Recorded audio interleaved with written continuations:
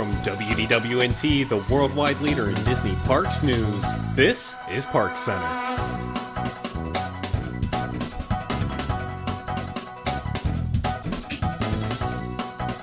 Hello there, everybody, and welcome to this week's edition of ParksCenter. My name's Ben, and joining me tonight we have Alison. Good evening, everyone. Jill. Hello. Rob. What's up, guys? And Pete. Sivaco.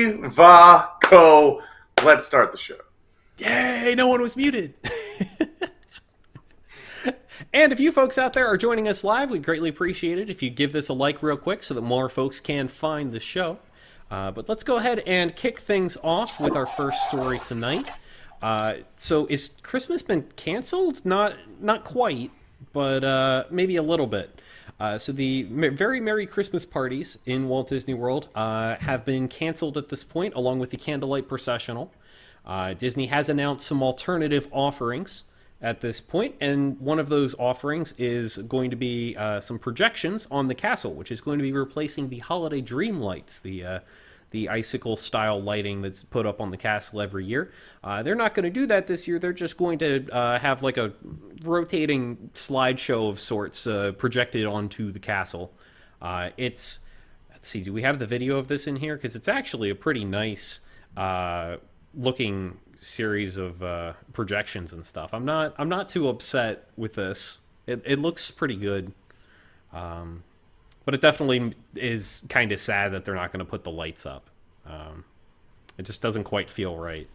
How do you all feel about what Disney's doing for Christmas this year? Because, I mean, I guess it makes sense that they really aren't going to do the parties if they didn't do Halloween parties. But thoughts? Okay. No thoughts? Why can't we do both projections and lights? I don't understand. Like, that's the way they usually do it. You see the icicle lights, and then they also, for the party, have the projections. Why are they not doing the lights? I get it. They don't want to pay for the labor to put the lights up, but that's just really sad. And I think that's why the gingerbread house displays have also gone the way of the dodo this year. Yeah, it's a little bit sad. Sorry, Pete. Not at all. I was just sitting back. This is obviously very sad. However, I kind of get it from Disney's standpoint, and I understand it's their job to create magic, and like they're this multi-billion-dollar company, and they can grab the money from somewhere. But I mean, the crowds are. I mean, you've lost so much money this year. You know the crowds are not going to be what you're expecting. I think it's nice they're doing the cavalcades, but again, this is going to be a weird, different holiday season. We still don't know about new strains coming back now that the fall is approaching. There's still parts of the country that are they're like right here in Florida, but where numbers are going way up. You know, I just read about the Sturgis bike get together, which might have created another 200,000 new cases or something like that. I mean, the world is still on fire in a crazy place. So I don't blame Disney for kind of like rolling back the holidays. It's your job. People look to them. We saw it when they reopened the parks. As far as the icicles, I mean, that's strictly a money thing. Like, you got to pay a guy. You got to put the crane in there. He's got to do it all day long. And then they just throw those out when they take them down and put up new ones the next year. They don't save those lights. So that's a big expense as well. Another thing, when I said they painted the castle, I said the only thing is I hope – I don't care what color the castle is. I said as long as it doesn't affect the projections. And I wonder if they didn't have time to test or won't have time to test with the icicles and the new projections. I know they were testing the projections on the castle the other night. So I really hope that the projections are just as bright and vivid, if not better, than what they were. But, yeah, I mean, I think it's nice they're doing something. I'm excited to go back into the parks and see them all decorated. It's just, man, it's a crazy year. I just want to fast forward to Christmas 2021. I know, it's kind of like this is still more Christmas than we're probably going to get in a lot of other places. I get it. I mean, it's funny because I think they're like kind of trying to blame COVID precautions, like social distancing and things, for why they're not doing some of this stuff. Like, that's definitely what they said about the gingerbread houses at the resorts. But I think honestly, it's more about money. I mean, those gingerbread houses have got to be expensive for the amount of, it's not even the ingredients although I'm sure that's not cheap either, but all of the labor that it takes to put those together. And same with the lights. There's a lot of cost involved in putting those up. And I get, like Pete said, Disney's not making money this year. It's a tough time for Disney. Analysts are saying basically even next year is going to be a lost year for them in terms of revenue in the park. So I get it. And it's not like Disney can cry poor. Like Disney as a company cannot cry poor to people. So I guess they've got to make their excuses where they can. I do appreciate that, guests will be able to be in the parks all the time without getting kicked out for the Christmas party. I was never a really big fan of the Christmas party, especially. I just never cared for I didn't care for the fireworks show, and whatever. It's fine. I'd rather be there. And the one thing I'm excited about, and obviously this is happening, I guess no matter what, but I love the idea that it's going to start getting dark again soon, so you can be in the parks after dark. That was something that was missing this summer as the parks closed so early, relatively speaking. Epcot was the only park you could really be in after dark for any length of time. So I kind of love the idea of being able to see the castle lit up with the projections. Since we're not getting fireworks, it's kind of as close to, happily ever after as you can get. So there's at least something for it. And I don't know. I mean, it's a struggle. I've been there a couple times already this summer, and for me, the trade-offs of what you get right now, which is significantly lower crowds, shorter lines, to me, that's worth what you're missing in terms of fireworks. It's a choice that everybody has to make for themselves. Do you feel safe? Do you think that you're not getting your value based on, getting limited decorations, no fireworks, no parades, all of that sort of thing? Your mileage may vary depending on who you are and what you care about when you go on a Disney vacation. But I don't know. I'm glad we're at least getting some Christmas. I'm glad there's going to be decorations in all 4 parks. I think that's fantastic. And there's, I'm excited to have what Christmas we can get, because I think it's going to feel more Christmassy in Disney World than it is in a lot of other places in the country. Ben, I don't know if you did this on purpose, but your title of Not So Merry has me thinking of like the It's Really Not So Scary from the Boo to You party. And now I can't get it out of my head. So thank you. I appreciate that. For me, this... It's really not so scary. Cool. Right? It's really not so merry. That's in my head too. So there you go. You're welcome. So one of the things that is just incredible about COVID is it keeps on giving. It's the gift that keeps on giving all year long. Every time we think we've hit the saddest point, and then you realize something else that you've missed. Now here we are at Christmas, and you're like, oh my gosh, sitting on Santa's lap? That's not a thing. Like the fact that Santa's going to wave as he goes by. There's a lot of things that are going to change around the holidays, because we haven't had Christmas or the holidays in this mess yet. So it's, again, a lot of things that I didn't even think about before that are going to happen. The fact that they're going to do snow on you at the Springs feels weird, to have like wet droplets falling on you during COVID. So that one I'm not really 100% sure about, but everything else. It's probably sanitizer. It's probably better because it's hand sanitizer that they're snowing on you. It's like a sanitizer mister. Okay. All right. I'll buy that. That's fine. Isn't it so? But again, I mean, like, it's but it's still they're literally just going to be soaking up, which I'm fine with. I actually really like that. It kind of reminds me of like our little like shopping villages on Long Island, back home. So I'm okay with this, and I like that I'm hoping that they spread out that Christmas tree trail, because it's always a disaster. So if they're going to place them in random parts around Springs, I think that's such a better idea. And I kind of like it more being like a scavenger hunt. Did you go see all 21 trees, as opposed to like this crowded alleyway on the opposite end of Disney Springs? Yeah. I like this so much better. For sure. I think the spring stuff is a major improvement. Obviously, the other parks will be missing stuff.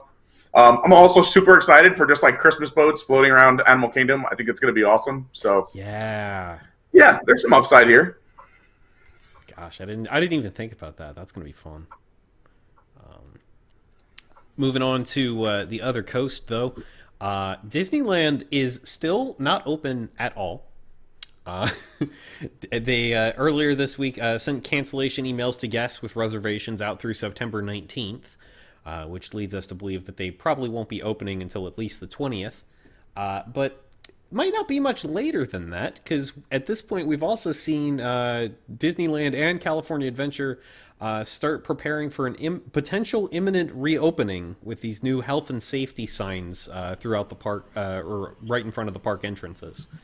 Unfortunately, these are a little tiny, but you can very clearly see that these are new signs to help indicate that you need to wear a mask, 6 feet of distance, wash your hands, all the fun stuff we know and love here in Florida. Do we think Disneyland's actually opening soon, or is this just we're putting signs up because we probably should? They need to stop toying with me is what needs to happen here, because it's like, hey, they turn the lights on. It could be any day now. No, it's not. They're having disputes. Oh my gosh, they're putting up signage. There's cast members moving around, and then crickets. Like, I feel like they need to at least do some kind of announcement that says we're in negotiations. It's going to be a while. It's not going to be any sooner than this. And then every time that we think it's going to happen, then they move the reservations for the hotels, right? So I think they just need to stop messing around and open it up, because I need to go. That's my thing. I can't help but wonder if California wants to do sort of the inverse of what Florida did, where Florida, there's it's beneficial to be staying on property. You're more likely to get a park reservation. It's possible that California, in cooperation with the state government, has decided that we'd rather not have people flying in and staying in the Disney hotels, and when we open, we'd rather have locals who may not stay for an entire day and who we don't have to worry about lodging for. And that is, maybe we will see an opening earlier, before they even open the Disneyland hotel or any of the other hotels there. So I don't know, but luckily that's one of the places where cases continue to drop, and so hopefully we'll see some return to normalcy soon. Yeah, I think this is just a matter of Disneyland is getting as ready as they are, like, humanly capable of getting ready, and putting everything in place so that as soon as to me, this is the state of California is the holdup. It's not like Disneyland doesn't. If Disneyland was allowed to open, we would at least have a date by now, I think.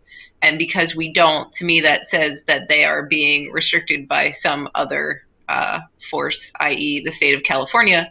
And so I think that they're getting all of their ducks in a row, so that as soon as they get that go ahead, they can open with limited time. I mean, in Disney World, we had a month between when they were approved by the Florida government and when they actually opened. There was like an entire month in there. So I think what we're going to see in Disneyland is a extremely shortened version of that timeline, where they're going to reopen. And especially because they have so many locals that go, they could announce their opening 3 days from now, and they would sell all the park passes would be gone in an instant. So I think they can get away with a much shorter window between the announcement and the reopening. I think they're just waiting until they're allowed to, basically.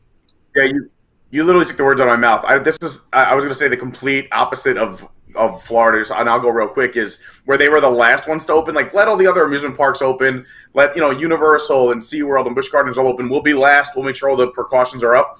I think it's going to be the opposite. I think everything is up. All the people who prep the parks here, I'm sure, already over there doing the same. All the barriers are up. Everything that they need to do, I think they're ready. That the second the government says you can open, they're like, okay, let's take reservations tomorrow and open in 4 days. Like Jill said, I think they're going to be ready to rock and roll. I think even Tomorrow said in one of the interviews I saw him on that he said the park is ready to open. We're just waiting on government approval. So I think that it's not like they're like sitting around twiddling their thumbs. They've been waiting for the okay so they can get this thing going. It's interesting. Someone said in the chat, too, that, like, at this point, do they just push it and just, like, put up all the Christmas stuff now or the Halloween stuff now and just say, okay, we're just going to open on November 1st with all the Christmas stuff and use this time to put it up now with no one in the park? It's interesting. It's an interesting theory. But, yeah, I think this is just the government. They're waiting on government. That's it. Yeah, I believe that. Well, speaking of government and legal issues, Disney is suing Morocco. No, that's not right. That can't be right. The pavilion. Oh, okay. All right, that makes way more sense. So Disney has made a legal filing. It's not exactly a lawsuit, I don't think, but I'm going to be throwing this over to Alison very quickly here because I am very out of my depth on what this could possibly be. This gosh, what even is this document? It looks like it's just a statement that like the Morocco pavilion owes Disney everything. Like what is going on here? Like this is a perfect time for Alison's legal perspective. Alison, what is this? I'll do my best here. Disney is making a filing under the Uniform Commercial Code, which governs contracts of this kind of partnership nature. I think probably what's happened here, and there's a lot of speculation that I have to engage in because we don't have more than essentially this cover sheet of basically what remedies Disney is seeking. We don't really know what the breach of contract was. Or the alleged breach of contract was, but I suspect it's something breach of paying a licensure agreement or breach of paying perhaps rent, some kind of lease fee that they have for the restaurant in the Morocco pavilion. And I think probably what's happened is they haven't been operating at a surplus for a while, a profit for a while. And so they probably haven't had the money to pay whatever obligations they have to Disney. And we've talked about it on this show before where like sometimes you're like, why is Disney doing this? Because the optics are bad. Like restoring your salaries for your CEO. Yes, it doesn't really like make up for the difference of what you would be paying people who aren't currently working, but it just kind of looks bad. And I kind of feel like right now in the midst of a pandemic when so many restaurants and retail locations are hurting, like why would Disney institute this filing?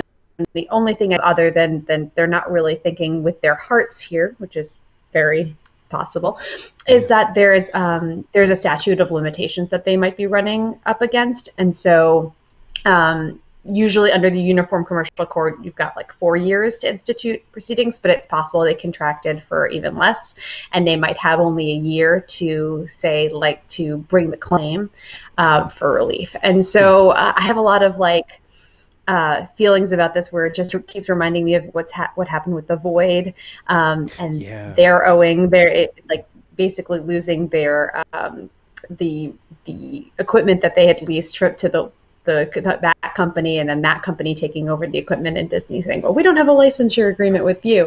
And it's somewhat similar to that, and I think I believe it's somewhat similar to that. And I just feel bad because I actually think Restaurant Marrakesh is great and you can always get a reservation there. I guess Disney is just trying to make sure that they save it from potential like Chapter 11 or whatever could happen with the company that's running it. But it's unfortunate to see, and a lot of businesses are hurting. Yeah. That makes a lot of sense. Thank you for at least giving us some theories for what might be going on there. I know we can't really say for certain at this point, but definitely something to keep an eye on, and we will update you if we hear more about what caused that to happen. Moving on to a kind of a combination of things here. The reduced park hours have now begun at Walt Disney World. This article was published yesterday. Right after Labor Day, where they had some of the worst crowds that they've had in quite some time. They warned guests of limited capacity at downtown Disney in California. They actually ran out of park passes for all parks on Labor Day itself. The hotels had 80% occupancy, which is just ludicrously high in my head, at least. But do we think that this is all just a spike because of Labor Day weekend being a big holiday weekend? Or is this kind of an indicator that people are more comfortable returning to the parks? And if so, is it maybe a misplay to be shrinking the hours like this when you're going to be getting more people and have to cram them into less time? Yes. I could speak to the area of Orlando in general over Labor Day weekend. Oh, go ahead, Yes, Rob. please. Oh, no, I was just Oh, going to say nope, that I am going to everything interrupt entirely for a second. Thank you, Mike, for the $50 super chat, saying thank you, Alison, and thank you, everyone, for this. So thank you Wow. Mike so really- very much for that. Wow. Yes, Mike. All right, back to the Pete already in progress. You're a generous soul. No, just Orlando in general felt the busiest I've seen it in, I guess, since February, and even maybe busier than then. Like, everything was busy. I mean, you talk about Universal Parks closing for capacity, Disney Springs closing for capacity. They ran out of park reservations. But even just even driving past Fun Spot, there was a mile-long line of cars going in and out of there. The local mini golf courses. I mean, everything felt very busy. It was very strange. I haven't felt this way in a while. And it was also, I had mixed feelings because you guys know me. I miss being around people, but also I was like, not my scene. You know, me and Lauren kind of laid low. But yeah, it was very, very interesting driving around. It felt like, hey, we may be getting back to things. But anyway, going back to your question, Ben, that you posed, I don't think this will be a regular thing. I think Labor Day weekend's a big weekend. I think a lot of people never got their summer. I think this was their kind of last hurrah. I think it was like the first time they were allowed out of the house. I know some people, friends of friends, who just flew down for the quick weekend because flights are so cheap. So, I mean, I don't know. I don't know if maybe they're reducing park hours too. That's the thing too, is that like if you're going to do Christmas stuff and the sun goes down so early, you would want the parks. I mean, we haven't been in the parks at night at all since the reopen. Every park is closed before sunset, with the exception of maybe Epcot, but there's nothing like there at night that is so special. Like, you know, the torches that aren't even lit. But yeah, every other park is closed before dark. So now with these park reduced hours, I wonder what they're going to do about Christmas stuff and the lights and stuff like that. Obviously, Disney Springs will be fine. That's open late. But yeah. Anyway, just Labor Day weekend was a little crazy down here. It was very interesting. Yeah, I'll believe it.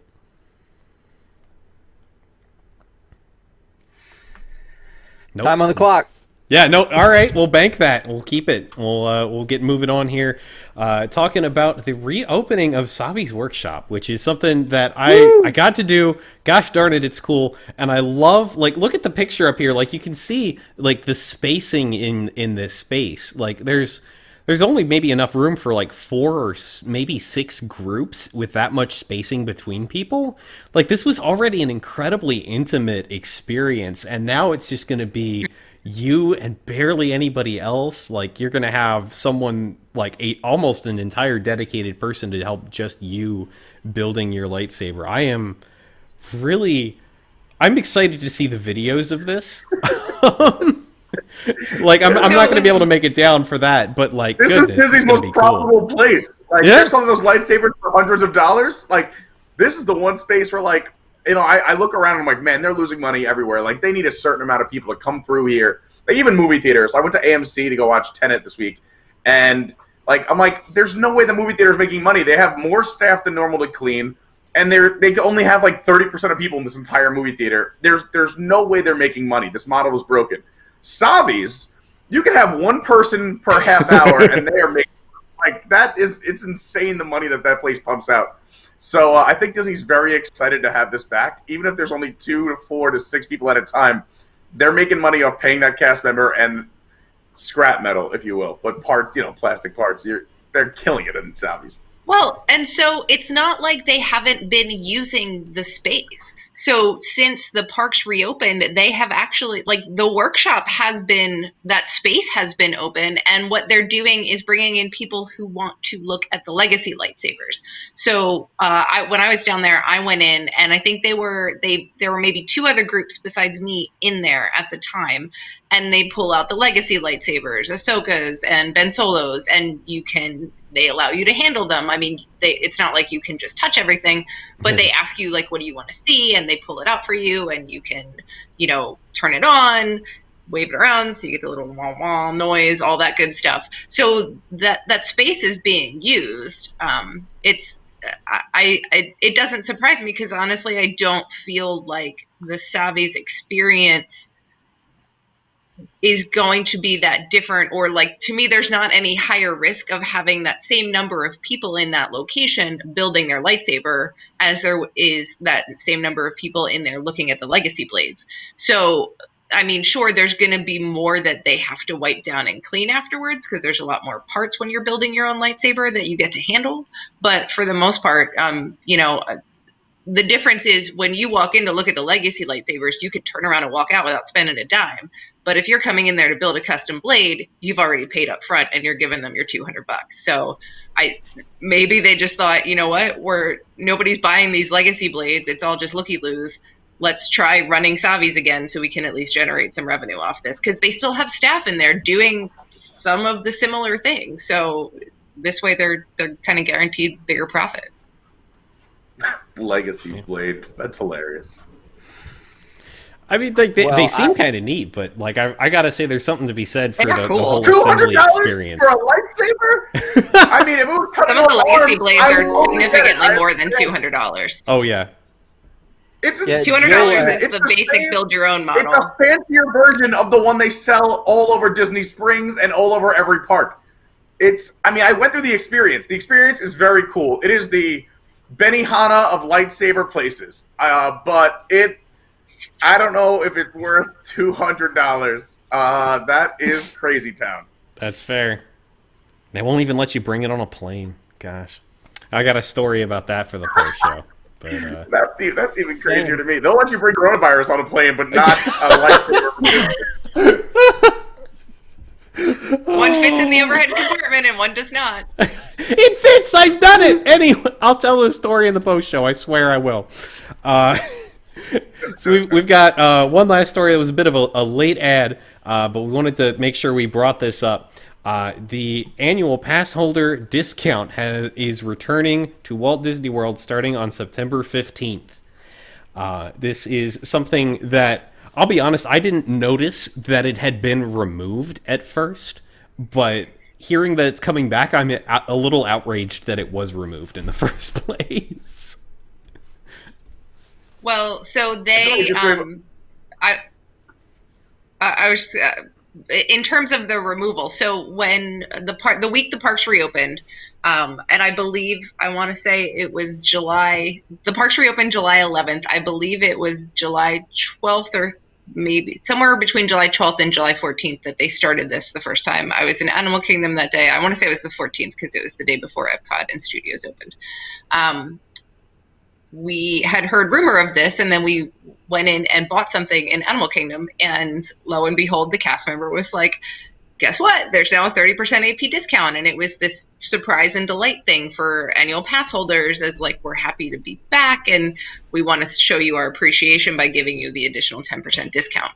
And it was always stated at that time that it was going to run out, I believe it was August 14th.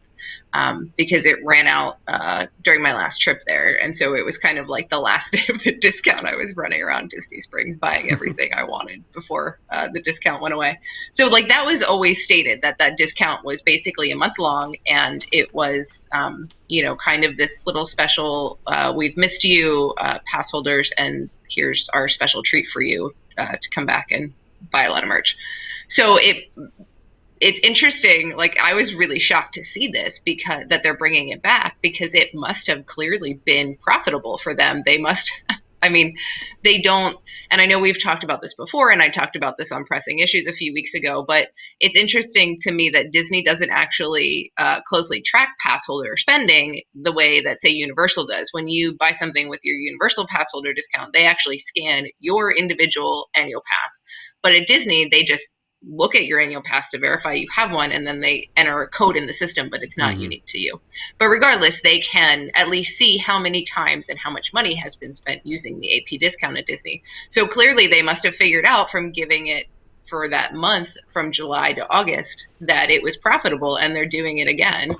Either that, or they figured that it's much more valuable to them to do that than it is to let this merchandise go unbought and then have to either find somewhere to store it, which they've had to do because the outlets aren't open. Cast Connection only just reopened today. Yep. So they haven't even had anywhere to kind of shove off their merchandise that isn't selling. And in August, they were discounting a whole bunch of the flower and garden merchandise that had still been around. They were discounting some different clothing lines, like they were discounting the rainbow stuff, they were discounting the neon stuff, because they had nothing else to do with it, because they don't have anywhere to send it. So it seems like they're figuring out that it's better to have a 30% discount and give it to annual pass holders for an extra 10% off than it is to shove it in a warehouse somewhere and have to pay money to store it. Yeah. But I'm excited. Can I just point out something? That this is a limited edition. This was a limited run offering, this discount. A limited offering, a very short time period. Jill was there when it started, and she came back again before it ended. That's a problem, don't you think? Dedication. Pete, what are you waving around over there? You got The what Run is this? His Run Disney medals. We got Leota. Oh, sweet. We got an e-ticket for all the tickets. Oh, I'm ticket so book. jealous of the e-ticket. The e-ticket And one is then so we got cool. a space one. This one's heavy. Do you have an F ticket? And then Drop an F in a chat. teacup. Oh, nice. That one's cool.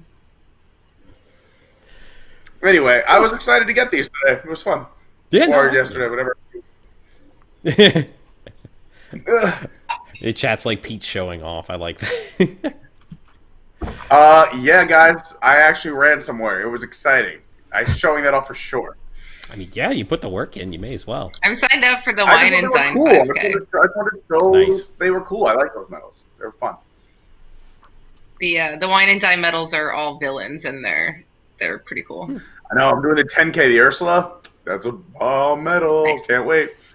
I did the 5K because I I'm want just can't run through the Kronk. park. You're going to do a 10K on the road? That's so boring. My ADD, Yeah. I'll be bored in 2 seconds. I need parks and DJs and characters. Come on. What's the 5K of? Kronk The, and I don't know what the Yeezy 5K members. medal is. Oh, we're only Kronk doing and the Yeezy. 10K Oh, because that's we're great. watching the medal. Please tell me it's Kronk carrying Yzma in the tent. I don't think so. No, I hope don't yeah, think it should be. know It what? really should. We'll go ahead and tell you it is. It is Okay, absolutely all right, that's what I wanna hear. 100%, and it All is. right. Don't even look it up. That's it. You got it. Good. That's it. All right. Well, that is going to do it for this week's show, folks. Thank you so much for watching. If you like the show, please give us a like and go ahead and subscribe and hit that bell to get notified each and every time that we go live, which is very, very often. So check that out. We usually go live at least once from the parks, and we've got a show almost every day at this point. So plenty of content for you folks to check out. Also, if you want to stay up to date with the news, check out WDWNT, the app, now available for iPhone and Android. We just updated the app, did a whole refresh of everything, a brand new look and feel. It's a lot quicker and a lot easier to find stuff. So check that out if you haven't recently. Also, a big shout out to our travel sponsor, The Vacationeer, the engineers of your next magical vacation. Go ahead and sit back and let their team of planning experts craft your family's next magical Disney trip. And the best part of all their services is that they're free. From hotels, park tickets, fast passes, dining, and so much more, they do it all for you. You can visit wdwnt.travel to get more details on that. Again, that's wdwnt.travel. Yes, that's a real URL. All right, that is going to do it for this week's show. If you are a Wigs member, stick around for the post show. If not, you can head on over to patreon.com/WDWNT to become a Wigs member or WDWNT Interglobe Society member. For as little as $2 a month, you can help support this show and all the other shows that we put out there. Get access to our post shows, the post shows for News Tonight, which is coming back on October 1st, and a whole host of other benefits, including exclusive shows like Ride Rehab Watches and Detailed. Again, that's patreon.com/WDWNT. If you're watching on my WDWNT, we'll be back in just a moment. Otherwise, we will see you all next week. I love you, Mandy. Thank you. Bye, guys.